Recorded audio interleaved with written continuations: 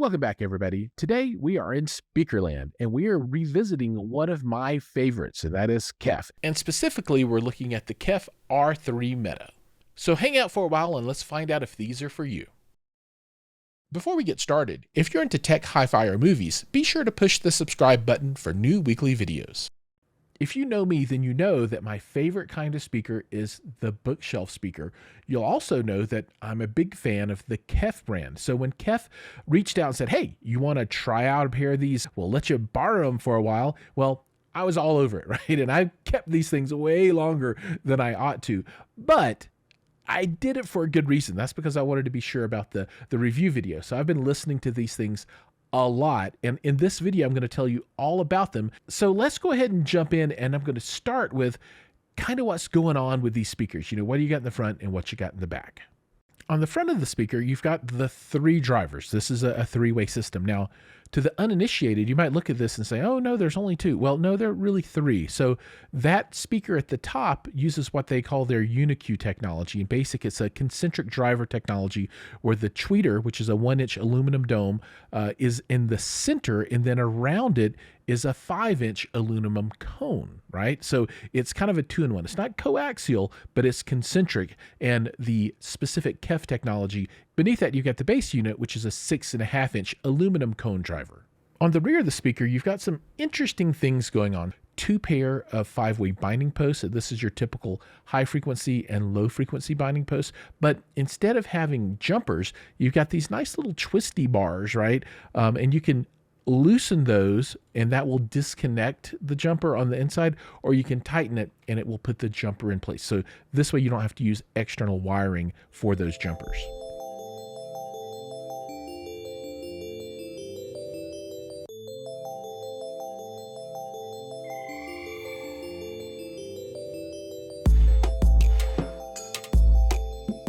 The speakers also include some really awesome magnetic grills, and they're kind of cloth-like. They're really, really nice.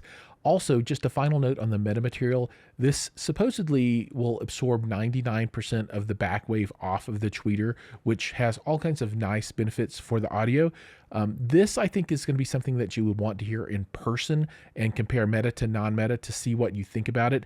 I think it's good.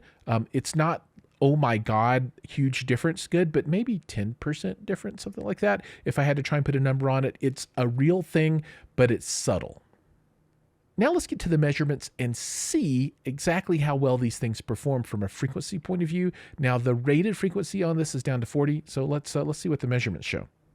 We're going to start out with some listening position measurements, and this is in my trademarked office test arena.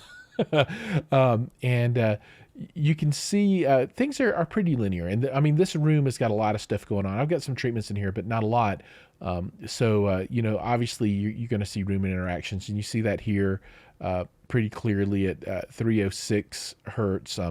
But you know, what I really want to look at is the bass and the treble. Now the treble, I think, is a pretty standard kind of KEF response. You know, it rolls off. I don't think of KEF as a bright speaker.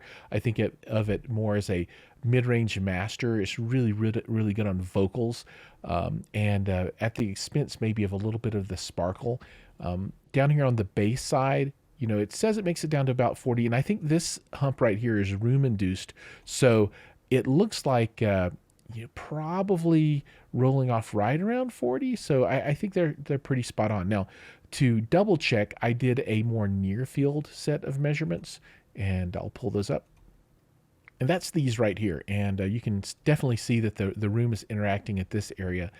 Outside of that, though, it's flat. It's a little bit flatter. There's less roll off when you're up close. So my room is eating a little bit of that above 10K kind of thing. Now, it's really hard to see exactly where they start rolling off at, though, in this. So I'm going to say probably around 40. So I think their measurements are pretty rocking as far as that goes. Now, what that means is that for me, you're going to be missing out on the bottom octave of sound. So from 20 hertz to 40 hertz is a full octave of audible sound. This goes back to, it's a bookshelf. I like to have subs with my bookshelves, even though these are pretty competent. I mean, down to 40 hertz is competent. But you know, if you've watched some of my other videos where I've done some towers, particularly the Sonors that I just dropped the video on. If you haven't watched that one, go check it out. Those were solid all the way down to 20. I would absolutely run subwoofers with these, but that's going to be up to you and your personal taste. Now let's get to the music demos. I'm not going to tell you what these are. I think it would be really fun if you take a guess down in the comments and see who can get all of these right, because these are pretty far out there. Now, if you want to hear more, watch for the full length video with a ton of listening tests where I'm going to get copyrighted all to heck.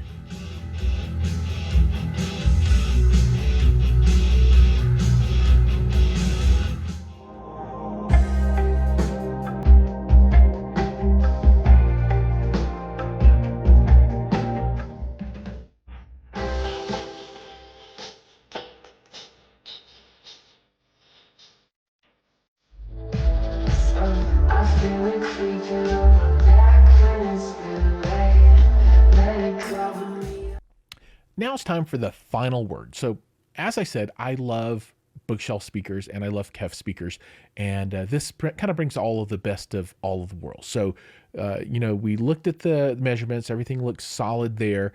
Now let's talk a little bit about the sound. So the sound is the normal, really rich mid-range that I really like out of a KEF speaker. It sounds really good. Vocals are just amazing. I hope that the sound demos kind of gave you a feeling of what's going on, but man, particularly the male vocals, they just pop and they zing, and it's just really, really good. The top end is a little it's not bright, right? So it's not super sparkly, and the bass is solid for a bookshelf speaker. In a three-way design where you've got that dedicated bass driver, I think that's very helpful. But for me, I run it with a subwoofer, and in those demos, I was running it with a subwoofer if that adds additional information there. The meta material, I think, is a bonus. It's subtle, but it is absolutely a thing. All in all, I think these are a solid pair of bookshelf speakers. They're on the spendier side, but they are absolutely beautiful, and they sound outstanding. Okay, with that, we're going to go ahead and wrap up today. Thank you so much for watching. Remember, like, subscribe, ring the bell, do all those things, and I'll see you in the next video.